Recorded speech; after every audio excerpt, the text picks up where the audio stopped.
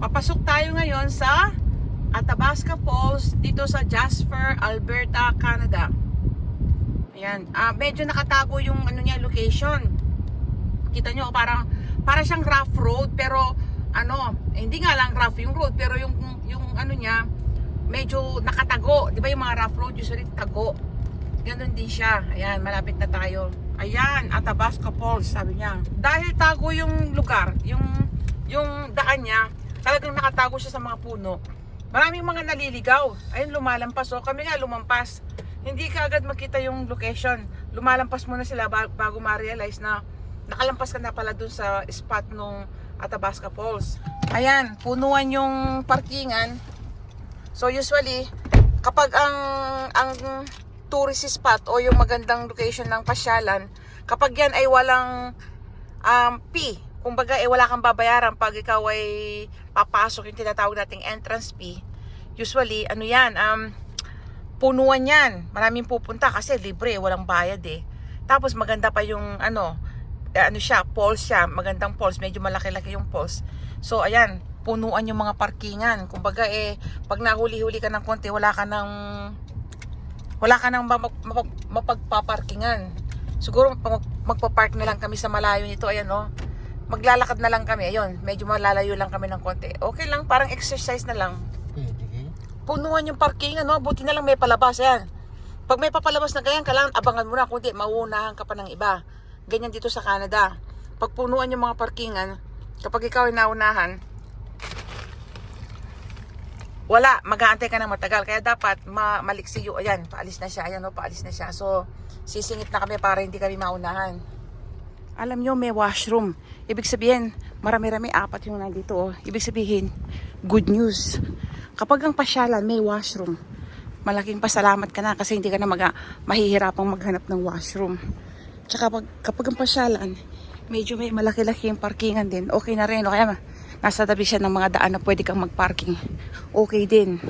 Ibig sabihin, makakapag-enjoy ka sa pamamasyal mo na hindi ka nagwo-worry na masisingil ka ng towing dahil nga bawal magparking. Pero dito, ang swerte dahil libre yung parkingan, wala ding entrance fee. Ayan. So, ito, ibig sabihin makakapag-enjoy kami dito sa pasyalan ito na wala kaming gagastusin kundi yung gasolina. Ayun, nagmamadali na si Mister. So, ito yung tinatawag nilang Athabasca Falls dito sa may Jasper, Alberta, Canada. So, this is what they call the Athabasca Falls here in Jasper, Alberta, Canada. So, you see there's a lot of tourists. Madaming mga turista. So, iniwan na ako ng aking kasama. Pero mababaw lang siya, Mababaw lang yung Athabasca Falls doon, Pero malakas yung yung sibol niya doon. Pero tingnan mo yung tubig niya dito sa gilid. Mababaw lang.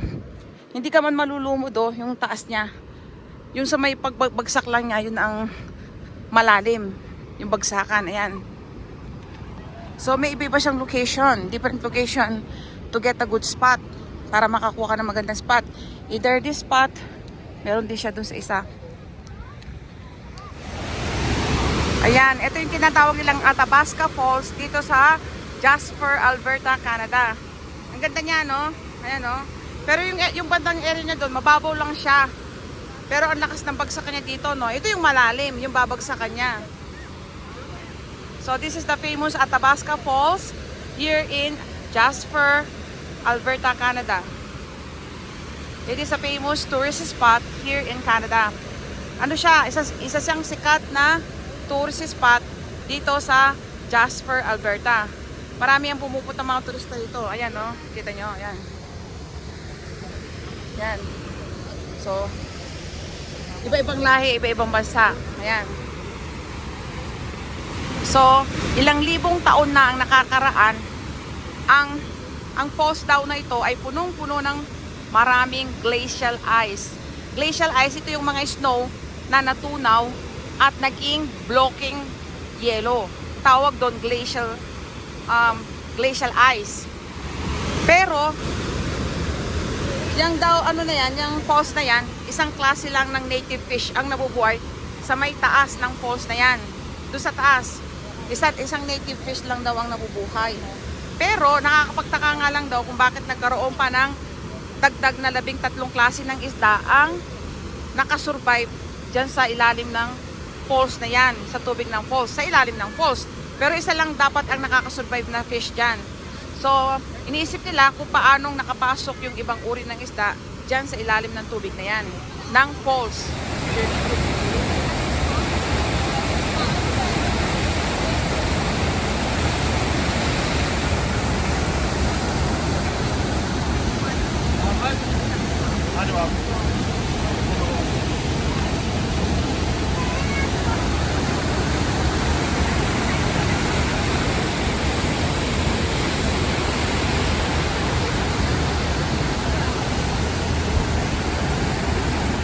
Lilibutin natin ito pang ibang parte ng falls.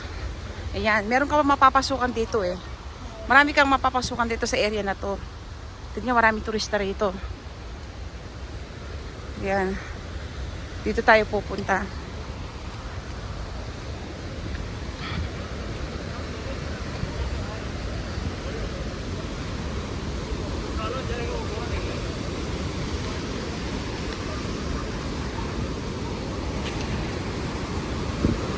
Oh, ayan, para siyang ayun. Ang ganda. Tingnan mo yung binabagsakan ng ano.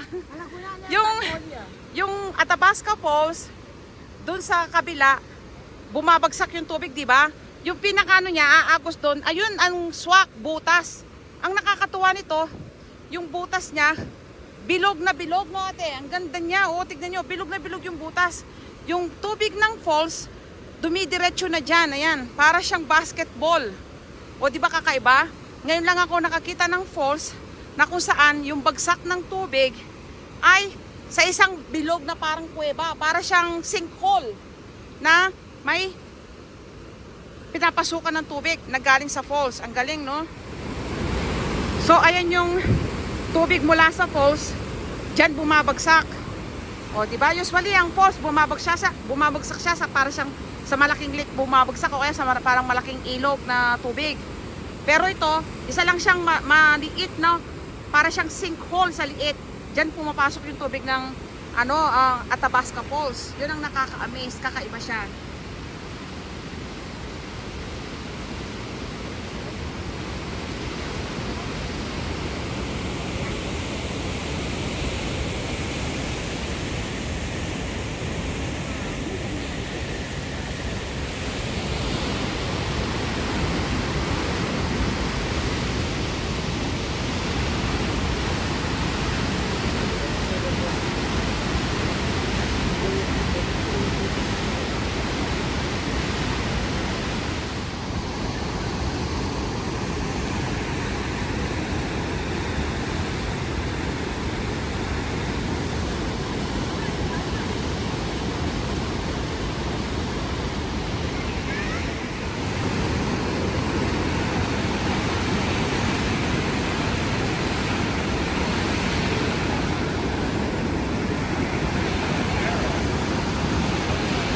Tignan nyo yung mga lumot, ayun, no?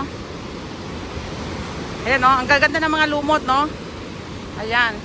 Para siyang may kuweba, yun, no? So, sa ilalim niya, ayun. Ayun ang ilalim, para siyang may kuweba pa, oh. And then, ayan, yung actual, kung saan makikita mo yung falls, ayan. Ayan yung Athabasca Falls. Diyan ang pasok ng tubig. Diyan, ayan.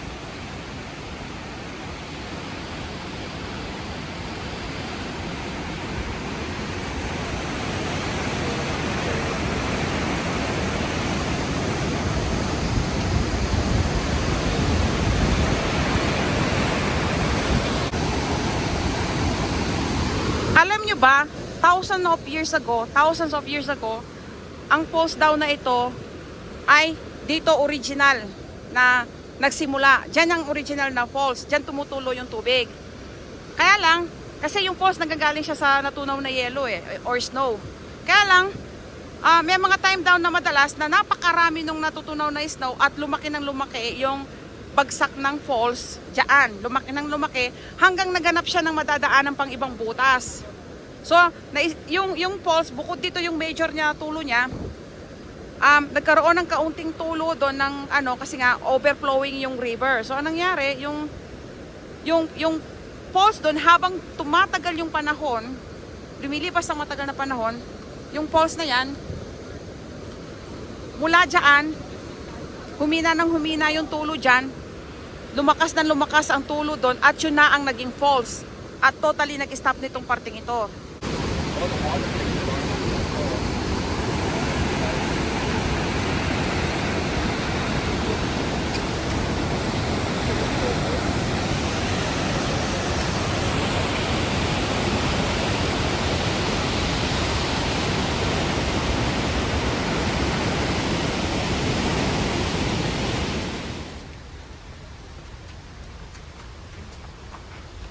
So, susundan natin tong trail na to.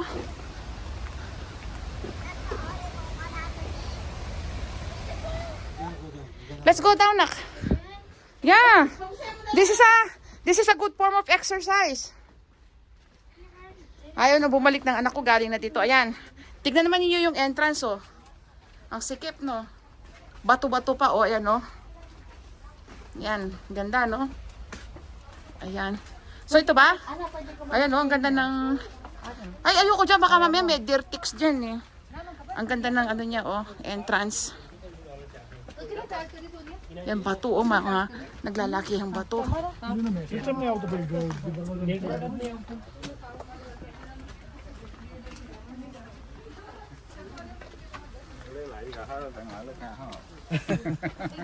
Ayan, ah. Ganda pala ng ano nito, entrance at saka exit, eh. Ayan, oh. Ayan. Ang galing, oh.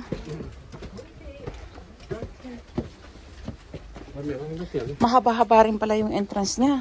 At dito rin kami mag-exit. It's nice to be short. For once, it's nice to be short. Here. Ayan. Ganda, no?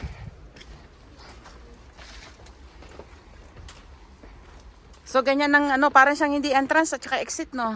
Ayan. Tapos, meron pa siya doon. Dito tayo? Oh. Sa ilog tayo. Diretso tayo ng ano. Dito yun, di ba? Sa lake. Baba na tayo sa lake. Sugar muna. Ayan. Okay, come here. Ayan, pahirapan ng pagbaba. Ayan, baka ano tayo, bumagsak. Ayan, no? Puro bato-bato, no? Pupuntahan natin dito yung ano, parang falls din siya. Pero hindi siya falls, pero mukha siyang falls. Tignan niyo yung mga ano, oh, mga pine tree, oh, ang galing. Tignan yung mga nato yung dahon. Naku, ang taas naman ng ano na to. Patay yung mga tuhod ko dito. Ayan. Woo! Tignan niyo man, bato-bato yung... Ayan. Nandiyan na tayo. Ito. Bahagi pa rin ito ng Athabasca Park. Yung may falls ito. Ayan siya. Ang galing, no? Yung mga... Hindi ko alam kung marble yan. Ayan, no? So, 10 years ago, nagpunta na kami dito. Kaya lang napansin ko ngayon, parang mas polluted yung ano niya ngayon, tubig. Kasi dati, mas malinaw dito. Hindi naman... Pero ngayon, bumubula-bula. Bula lang naman, pero parang feeling ko, mas marumi yung tubig niya kaysa noon 10 years ago. Yan. Kita niyo yung mga bato. Ang taas, no? Ayan. So, ganyan ang itsura ng mga park dito. Considered ding park ito dito sa Canada. Sa Jasper. Part siya ng, ang alam ko, Jasper National Park, kung di ako nagkakamali. Ang mga park dito, sabi ko sa inyo, libu-libong hektarya ang laki. Malalaki talaga. Or daan-daang hektarya ang laki ng mga park dito. Lalo pag national park pa siya or provincial park.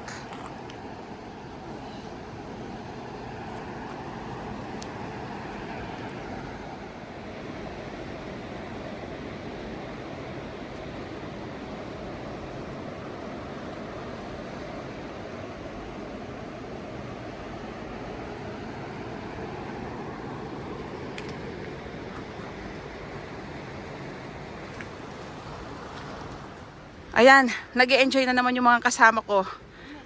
Ayan. Party ito. Ate, ano ba to? Athabasca Park din ba to? Oo. Tawag din park.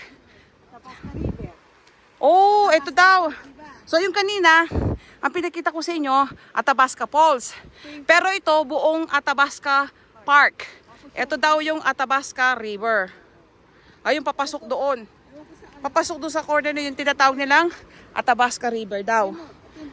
Yan. Sana hindi ako nagkakamali ng aking pag nanarrate sa inyo. Yun kasi pagkakaintindi ko. Athabasca Falls yung doon. Athabasca River naman yung dito. At itong place na to, tinatawag nilang Athabasca Falls. Dito sa may Jasper, Alberta, Canada.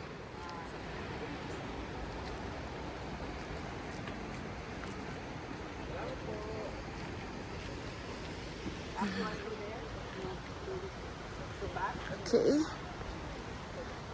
Okay, let's go natin. So, tingnan yung mga natuyong kahoy, oh, yung mga namatay na kahoy. Hinahayaan lang nilang mabulok dito. Hindi nila kinakahoy yan para sa ecosystem. Ate, di ba tama ecosystem ang tawag doon? Hinahayaan nilang mabulok. Okay. Ganyan lang siya. Yung tignan nyo, oh. Ayan. Ayan, tignan nyo, oh. Hindi nila kinakahoy yan dito. Ate, siguro mga bird's nest yung mga nandun, no? Yung bilog-bilog, no? Siguro, ayun mo, siguro mga ano yan, mga, ano ba yun? Pugad ng mga ibon. O mga eagle, ganyan. O kaya mga raven. Ayun, no? Yan, inahayaan lang mabulok yan dyan para sa ecosystem, para yung mga insekto daw may makain.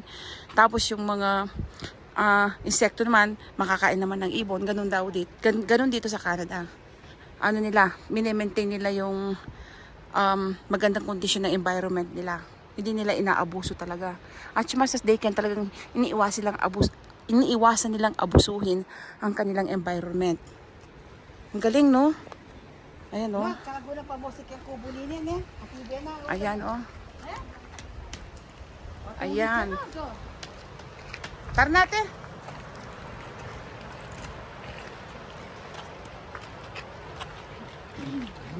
Yan. Ano ang gagawin namin dito? Niyaya naman ako ng paakyat. Hinihingal na ako. Ay, ang sikip niyan. Ang sikip ng dadaanan. Isang tao lang at a time, kailangan mag-giveaway ka pala. Ayan, o. Ayan, ha? Ito, yun. Pasingit. Ito pala. Oh, may falls din dyan? Oh, meron din pala dito.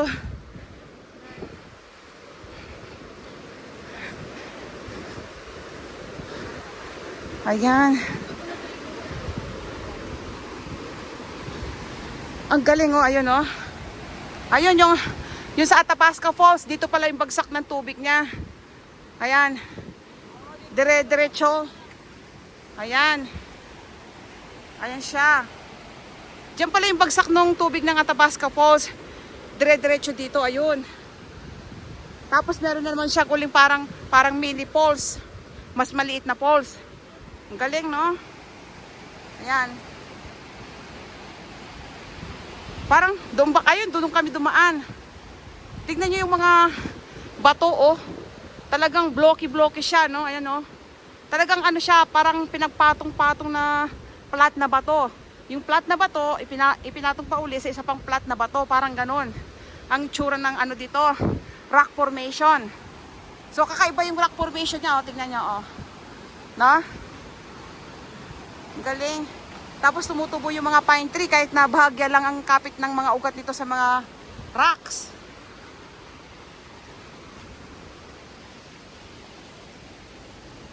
Ito yung mga ducks na nabubuhay dito. Ito daw yung mga klase ng mga ducks na nabubuhay sa lake na to. Galing, no? Ayun yung mister ko, nag-iisip. Tingnan yung itsura ng mga namamatay na puno ng pine tree dito. Ayan, no? Ayan ang itsura. Ayan, no? Ang taas, no? Ayan, yung mga namamatay na pine tree.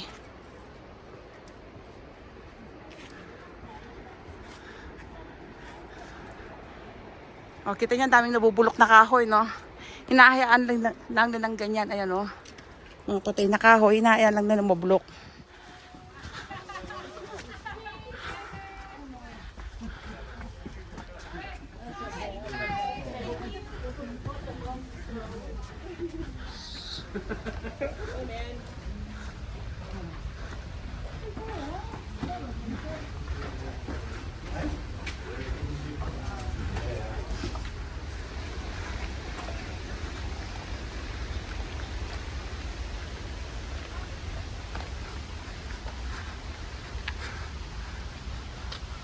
Ayan yung aking mag-ama.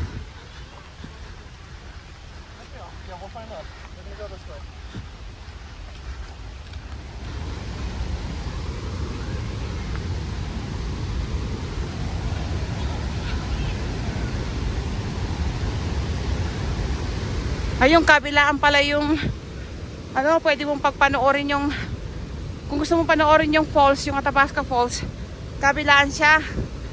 Doon ako galing kanina, doon. Ayun, doon ako galing. Meron din pala siya sa side na to. Na katabi mismo ng river. Eto. Andito mismo yung river. Ang lakas, oh. Ayun yung aking mag-ama.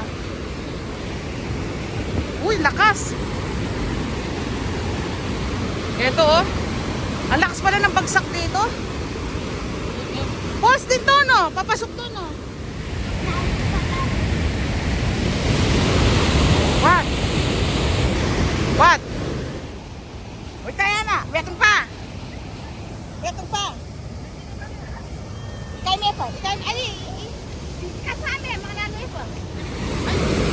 Dalawang butas pala itong Athabasca Falls na to. Yung kanina, yun ang binabagsakan niyang butas. Ito pala, pangalawang butas ito. Ayan. So, dalawa pala yung bagsakan niya. Pinaghiwalay sila ng batong yun. Hinarangan. So, naging nahiwa yung bagsak ng falls. Isa doon at isa dito. Ngayon ko lang nalaman na dalawang butas pala yung binabagsakan ng Athabasca Falls.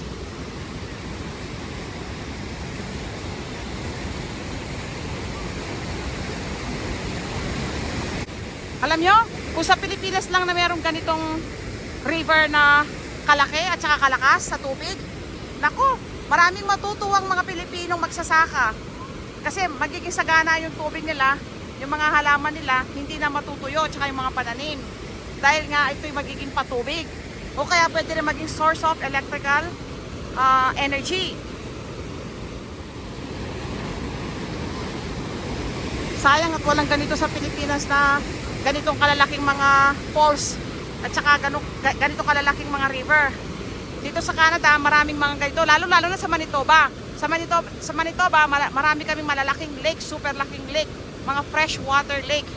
Dito naman maraming mga falls dahil sa mga Rocky Mountains nila na may mga snow na pag natunaw yung mga yelong yan, yun nga, napupunta sa mga ilog at nagiging falls yung iba.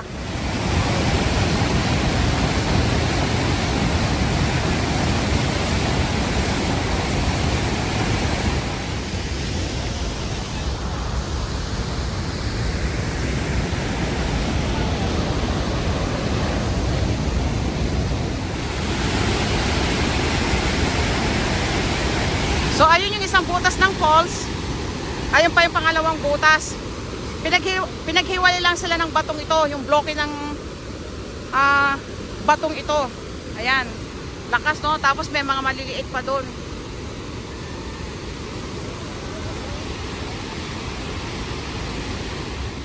So isang oras din kami mahigit dito sa may Athabasca Falls. Mga almost an hour 10, no? Isang oras lang yata kami. So ngayon, ang magandang balita dito wala akong parking lot fee dito. Libre ang parking lot. Yun nga lang, unahan kung sinong maunang spot or pwede ka rin magparking sa mga tabi-tabi ng daan sa labas ng Athabasca Falls. Ngayon, pupunta na tayo dahil galing na tayo sa Athabasca Falls, pupunta naman tayo ngayon sa susunod naming destination. Yung sa may magra-ride uli ng gondola ride dito naman sa Jasper. Kasi yung unang gondola ride namin sa may Banff yun. Sa may Banff National Park.